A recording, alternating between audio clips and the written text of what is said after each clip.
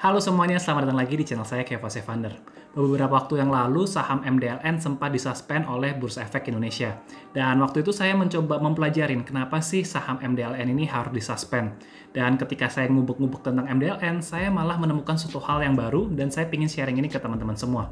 Hal ini berkaitan dengan jumlah kepemilikan publik di suatu saham atau di suatu emiten.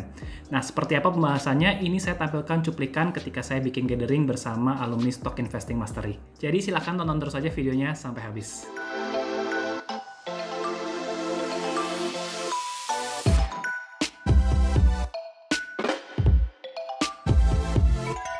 Nah, kemarin sempat ada kasus kan ya tentang MDLN yang disuspend. Dan saya berharap sih teman-teman nggak ada yang megang saham Modern Land ya. Jadi Modern Land ini kan disuspend karena dia gagal nepatin janjinya untuk bayar pokok obligasi dan serta bunganya juga. That's why karena ada keterlambatan pembayaran disuspend sama BI. Saya nggak akan bahas kenapa MDLN disuspend segala macam. Cuma di sini waktu kasus ini terjadi, ya saya coba mempelajarin lah sebenarnya ada apa sih yang terjadi di MDLN ini. Dan waktu saya pelajarin, saya baru menemukan hal yang baru sih, dan saya ingin sharing ke teman-teman. Ya. Saya menemukan ada hal yang menarik di saham Modern Land, yaitu sama seperti yang tadi Bro Michael tanya ya, jumlah kepemilikan masyarakatnya itu relatif besar. Nah, di sini saya nemuin sejak tahun 2012 jumlah publiknya itu ada sekitar 58%, ya, 55%, 58%. Oke. Nah, kemudian di tahun 2016 jumlah publiknya ini malah semakin banyak lagi, yaitu sebesar 67%. Dan di tahun 2019 yang terakhir nih, jumlah publiknya semakin banyak lagi, 72%. Nah, kalau ya yang saya pelajarin dari Warren Buffett, Peter Lynch, mereka selalu bilang cari perusahaan-perusahaan yang manajemennya yakin dan kalau bisa manajemennya membeli saham perusahaannya sendiri dalam jumlah yang lebih banyak lagi, lebih banyak lagi.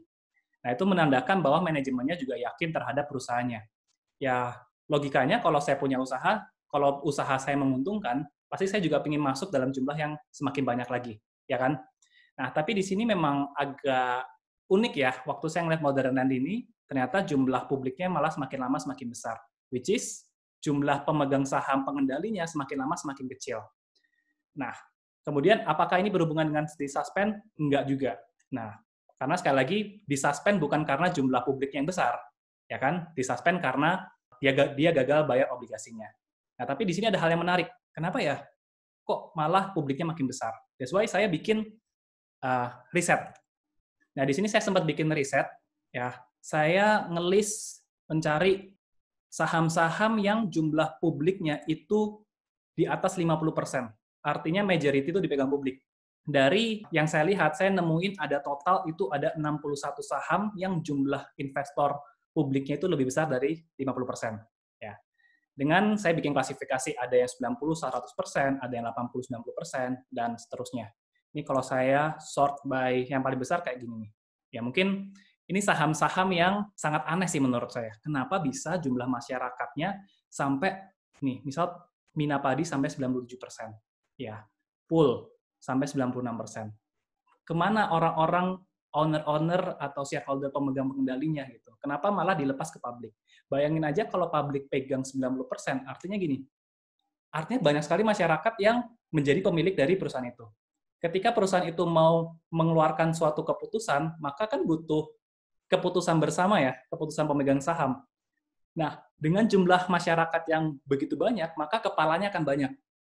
Semakin banyak kepala, semakin banyak masyarakat, maka semakin ya sulit untuk bergerak sih, untuk sulit untuk melakukan keputusan corporate action gitu ya.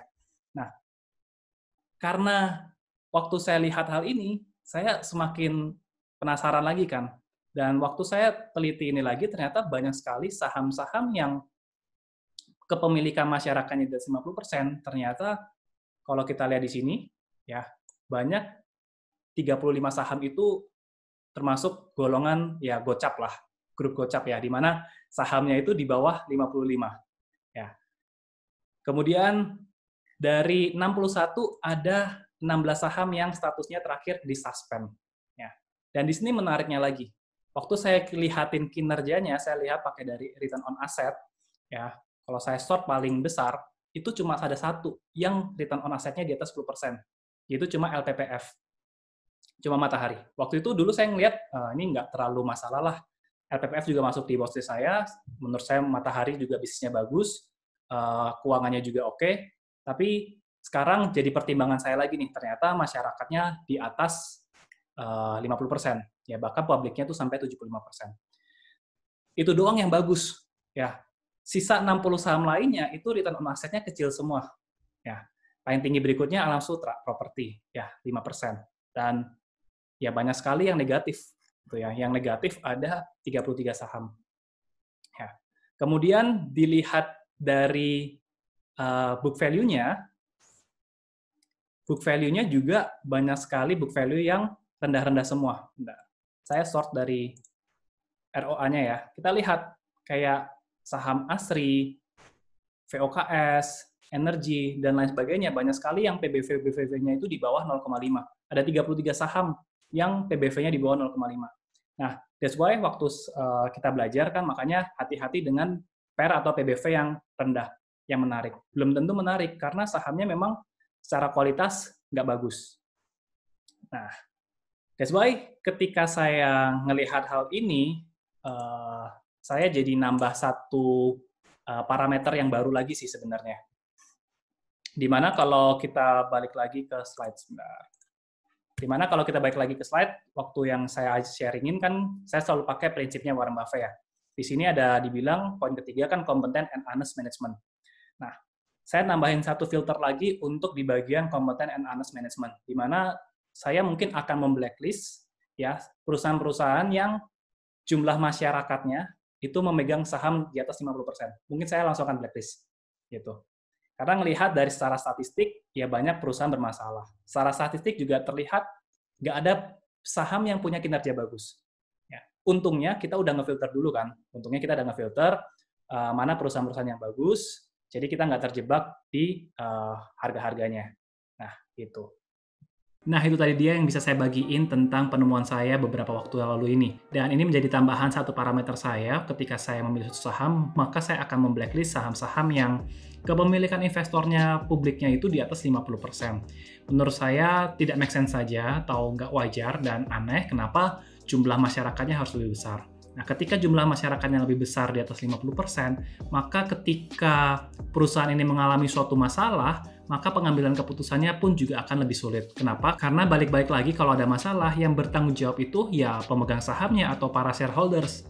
Nah, jadi ketika sahamnya ini dimiliki oleh masyarakat yang begitu banyak, jumlah persentasenya, maka ya masyarakat ini yang harus bertanggung jawab terhadap kondisi perusahaannya. Dan ketika jumlah masyarakatnya lebih banyak, maka tentu pengambilan keputusannya pun juga akan lebih sulit. Dan memang aneh juga kan, kenapa kalau memang perusahaannya bagus, kenapa kok si pemegang saham pengendali malah porsinya semakin berkurang terus? Dan itu kan dipertanyakan. Dan kalau kalian mau dapat file Excel ini, silahkan kalian mampir aja ke deskripsi video di bawah, nanti saya cantumin linknya. Silahkan kalian ubek-ubek apakah saham favorit kalian ada di situ juga.